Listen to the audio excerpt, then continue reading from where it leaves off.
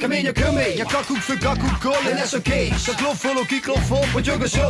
Füstönek a fűszerek, löfög a csirke. Csipog a sertészele, fizik a sütő, a kaja már bedobva. Fortyog a leves, mindenki lenyomva. Húsgombócok sorra az asztalon, te főző Zsoltikám, én meg felfallom.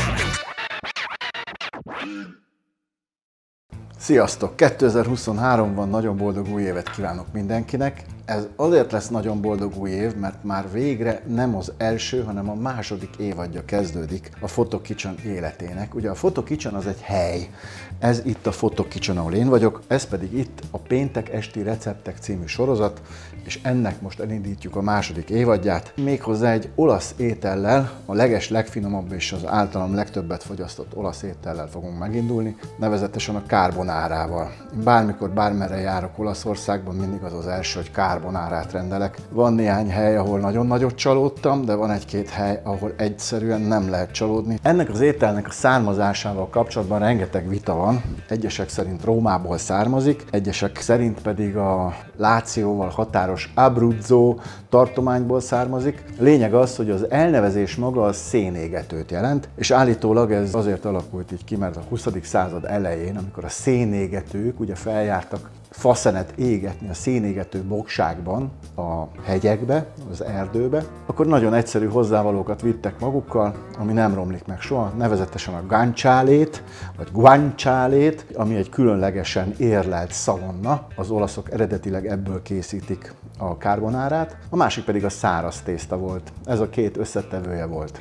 És aztán, amikor a második világháborúban az amerikaiak partra szálltak Olaszországban, akkor az amerikai katonák is ezt ették, és a náluk lévő tojásporral felütötték az ételt, egy kicsit feljavították, és így alakult ki állítólag a mai formája, hogy egy ilyen tojás szószos, sült, szalonnás, igen egyszerű tészta, amit aztán megint rengetegféleképpen lehet elkészíteni. Rómában minden esetre a véredet veszik, hogyha tejszínt is akarsz belerakni. Eredetileg nem kerül bele tejszín, de természetesen ugyanúgy, mint bármelyik étel a világon, ez is alakul, tájegységek, szokások alakítják, és igazából nem is érdemes rajta vitázni, hogy mi való bele. Most mindjárt megmutatom, hogy én hogyan készítem. Nagyon sokat inspirálódtam Olaszországban, és nagyon sokat inspirálódtam más általam nagyra tartott séfektől, de abban nincs vita, hogy a legfontosabb hozzávaló az az igazi, finom házi tészta. Nem sokat zsibbasztanálak vele benneteket, hogy hogyan készül a házi tészta, hiszen azt már egy korábbi videóban részletesen elmagyaráztam. Most annyi különbség lesz, hogy akkor ugye mondtam egy jó arányt, hogy egy tojáshoz 100 g liszt kell. Most én egy tojást és 2 tojás sárgáját fogok használni, tehát 200 g lisztet fogok elkészíteni egy egész tojással, és egy egész tojásnak megfelelő 2 további tojás sárgájával. Na, akkor először is elkészítjük a kis vulkánt, ahogy azt már láthattátok.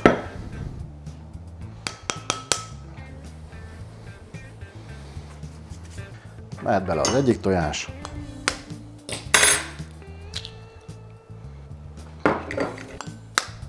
Egyik sárgája. Másik sárgája. Mehet bele egy csipet só, és néhány csepp olívaolaj. Na, itt kell megjegyeznem, hogy iszonyú veszélyes dolog tud lenni, hogyha az ember otthon megélezi az összes késeit, és utána neki lát káposztás tésztát készíteni. Na, de erről most feledkezzünk el. Nézzük, hogy készül a házi tészta.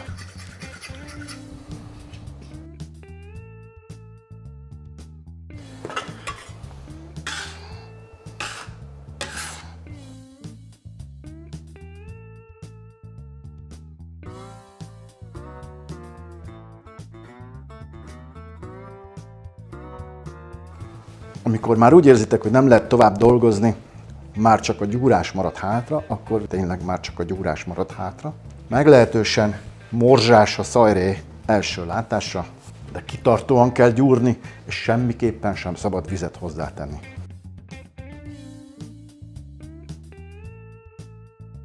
Ha mindenképpen azt érezzük, hogy túlságosan morzsás, mint jelen esetben is, akkor épp csak egy kicsit megnedvesítjük a kezünket, mutatom,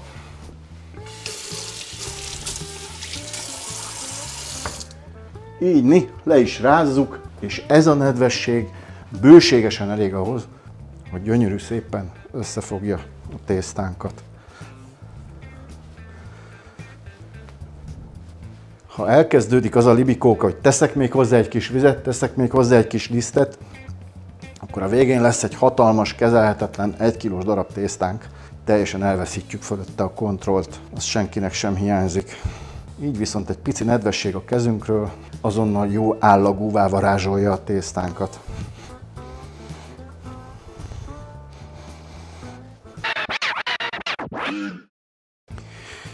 Na, ilyenkor a tészta meglehetősen kemény állagú lesz. Így néz ki. Egy kicsit nyújtófával előre alakítom, hogy majd a tésztagépben könnyebben meginduljon. És most természetesen jön egy kis pihentetés.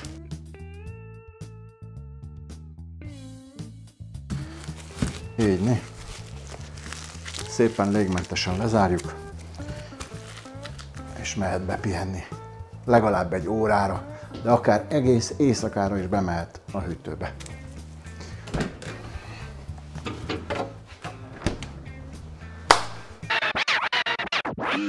Na, 1 órát pihent a tészta, nézzük, mi történt vele. Aha, szépen egyneművé vált. Szép, fényes, gyönyörű sárga. Azért akartam megmutatni ezt a másik arányt, mert ha csak simán 2 tojást rakok bele, akkor nem ennyire szép sárga, de hogyha 1 tojást és 2 tojás sárgáját rakunk bele, akkor ilyen gyönyörű sárga színe lesz. Ugye minél több tojás sárgája van benne, annál szebb sárga színe van. Na, én ezt most jó alaposan meglisztezem, méghozzá rétes liszttel. A rétes liszt az egy kicsit ugye durvább, mint az igazi liszt.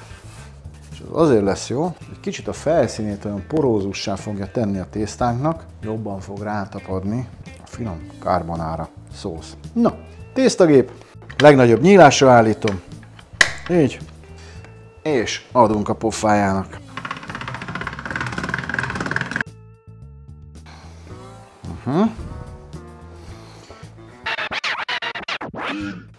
Sokadik átsévélésnél ilyen kis csúcsos lesz a tészta, ilyenkor egy kicsit visszahajtjuk. Persze előtte ilyenkor le kell söpörni róla a lisztet, hogy tapadjon. Szépen visszahajtjuk, és már is gyönyörűen lehet formázni.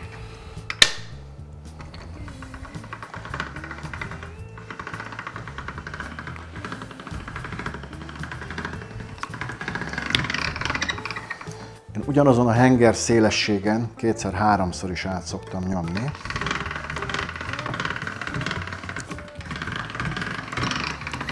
Így. És mindig utána szűkítek rajta egyet. Így.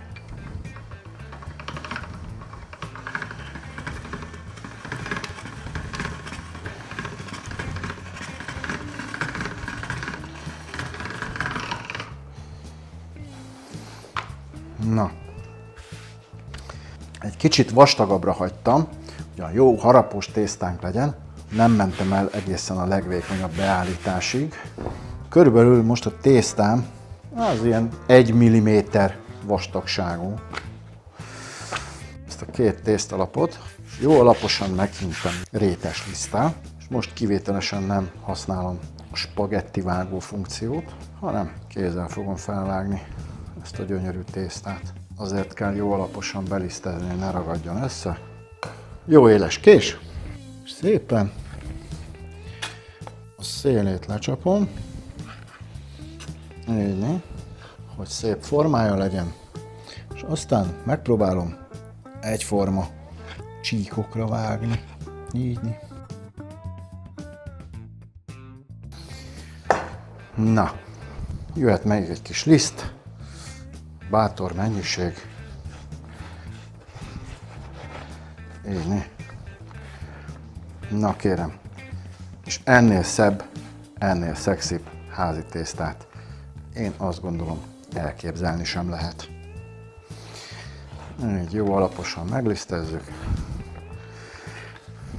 Így. Úristen. igazi, klassz, rusztikus, nagymama féle házi tészta. Egész szép, ugye?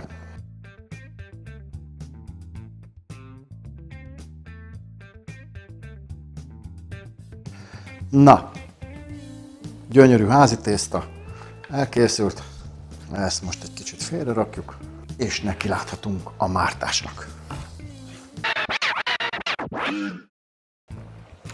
Ugye már beszéltem arról, hogy sok mindenféleképpen lehet változtatni, mindenféle ételen, semmi sem szentírás. A szentírás szerint a carbonárában guanciale-t használnak, de hát mivel nem vagyunk olaszok, és az üzleteink polcairól 99,7%-ban hiányzik a guanciale, viszont ott van helyette ez a jó kis füstölt tarja, úgyhogy én most füstölt tarjával fogom csinálni. Rómaiak ne nézzenek ide. Füstölt tarját ilyen nagy lelkű szeletekre vágom, így.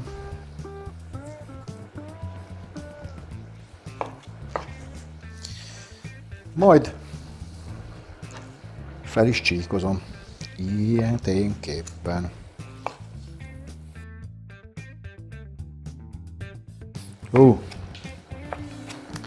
Nagyon finom illata van. És fogom így a csíkokat, lefordítom keresztbe, és csak úgy rusztikusan, ahol éppen eltalálom, ilyen kockákra is fölvágom. Így. Közben már ide tettem forni a vizet a tésztának, de most még egy serpenyőnek is aládurrantok. A főző vízbe pedig jó szokásomhoz híven nagy mennyiségű sót is adok. Hát így egy ilyen jó evőkanállal. Na, mivel én ezt a viszonylag száraz füstölt tarját használom, ami isteni finom, és nem a guanciale-t, ami ugye egy ilyen borsban érlelt szalonna, úgyhogy nekem egy kis zsiradékot is alá kell öntenem, méghozzá olívaolaj személyében. Oh.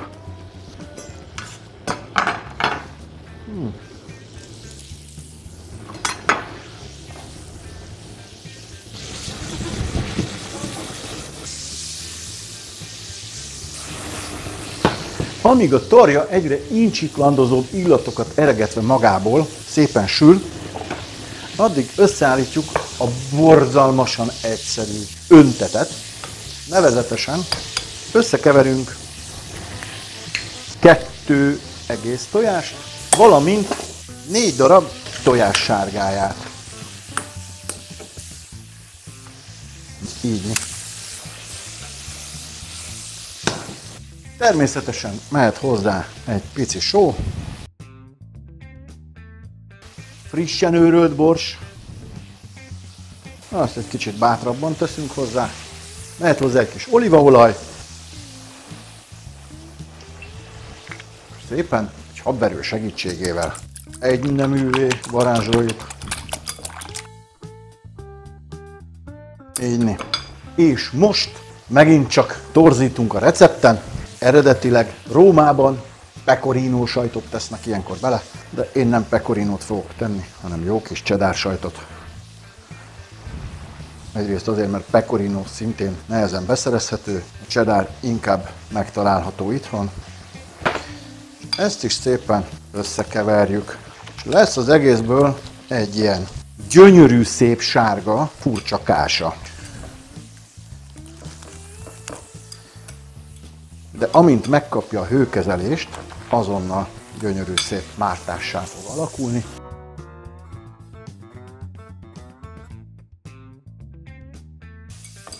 A hőkezelés pedig nem fog másból állni, mint hogy a tésztának a főző vizéből fogok beleönteni. De ehhez először meg kell főznünk a tésztát. Szépen oda költözöm, és ezt a gyönyörű olasz Grossmutterféle tésztát belehajítom a főzővízbe. Így. A tarja nagyon szépen megpirult, ki is teszem ide külön egy tányérra, és közben a házi tészta is megfőtt bizony, hiszen nem száraz tésztáról beszélünk, hanem friss tésztáról, 2-3 perc elég neki. Gyönyörűen néz ki. Mehet a hideg folyóvíz alá, hogy ne főjön tovább. És szépen belezúdítjuk a zsiradékba. Gyorsan átforgatjuk benne.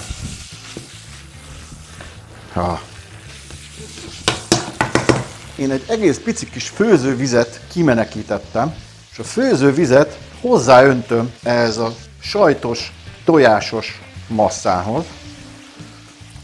Tulajdonképpen hőkiegyenlítést végzek, ami azt jelenti, hogy a hideg tojás és a sajt elkezd egy kicsit felmelegedni ettől a forró főzővíztől, és nem fog tojásrántottává dermedni, amikor ráöntöm a tésztára. Így. A tészta egy kicsit elkezd pirulni ilyenkor, átjárja ez a finom zsiradék, és ilyenkor visszavesszük szolidabb fokozatra, hát én egy 4-esre állítom most, és szépen hozzáadagolom a mártást.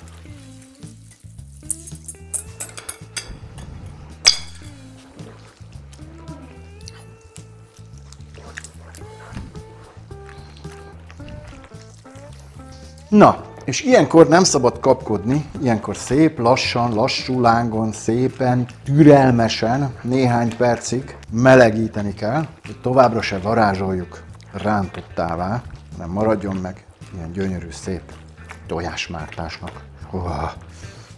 Nagyon jól néz ki. És azt kell, hogy mondjam, hogy valójában kész is vagyunk. Jöhet a tálalás. Na, jöhet a tálalás, és nagyképűen csipesszel tálalunk. Így. Hajítunk rá ebből a jó kis pirított füstölt tarjából.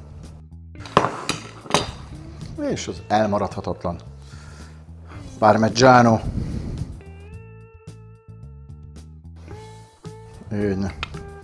És hogy még tovább borzoljam a rómaiak idegeit, Nigel a szerelmemtől ellesve, én bizony egy kis szerecsendiót is reszelek ennek az egésznek a tetejére.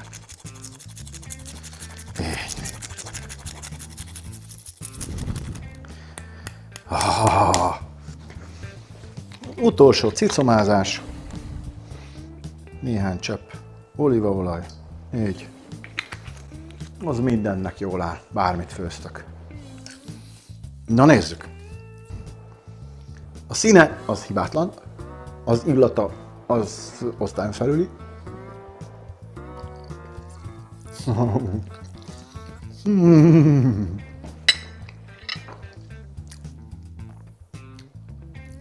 Az íze pedig leírhatatlan. Főzzetek, kísérletezzetek. Hajrá Photo Kitchen! Ez a második évad. Minden péntek este várlak benneteket új recepttel. Meg mindenféle új ötleteink is vannak még. Na, sziasztok, mert most már ér az egész táb. Puszi!